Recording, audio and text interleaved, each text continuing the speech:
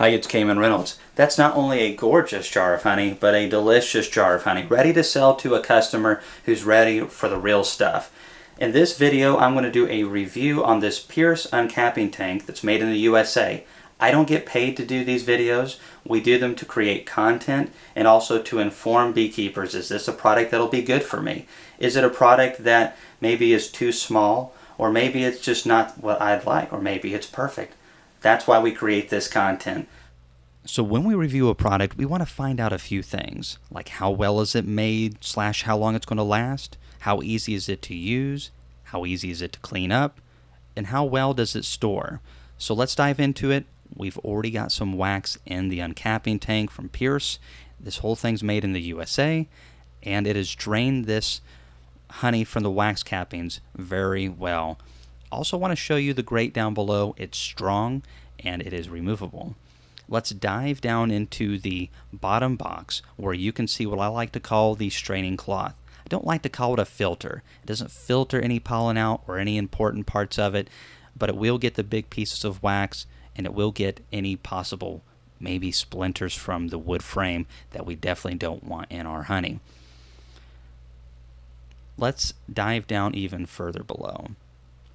So as you can see, the honey is really nice looking below, and it has strained it really nicely. If you're wanting to get all the tiny bits of wax and propolis out of the honey, which isn't going to make it bad, actually it'll probably make it nutritionally better, but if you're wanting to do it for show honey or to keep it from crystallizing as much, you'll want to run it through a little bit finer of a straining cloth. I wanted to show you it empty because it stacks and unstacks really easy. Also, I wanted you to see the flexibility of the plastic. It is strong, but it's flexible, which is important for plastic. And I feel like if you don't abuse it, it should last a really long time. As you can see, the bottom tank holds 5 gallons of honey. If you take off the honey gate on that bottom tank will sit in the top tank. And you can fold up that straining cloth and it'll all down stack to about the space of a deep super, so it doesn't take a lot of room in storage. I really love the stainless steel grate. You can tell it was made to be user friendly. It's flat on both sides, which is really important, easy to remove, so you can clean it up easy. And since it's flat, which is the best part about it, you can take a hive tool and scrape off every bit of wax that gets on it. You can scrape any bee glue / propolis, same thing, and just easily clean that up.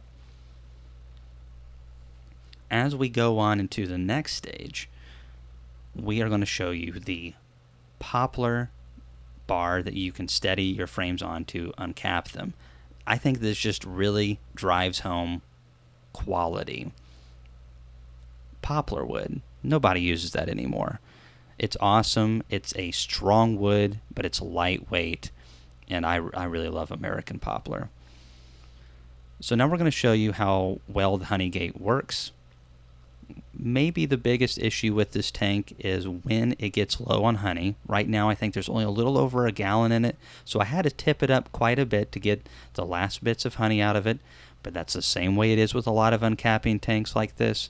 And if you're using a 5-gallon bucket with a honey gate on it, you have to tip it up and do similar things. It's just part of the way it is with these type of tanks.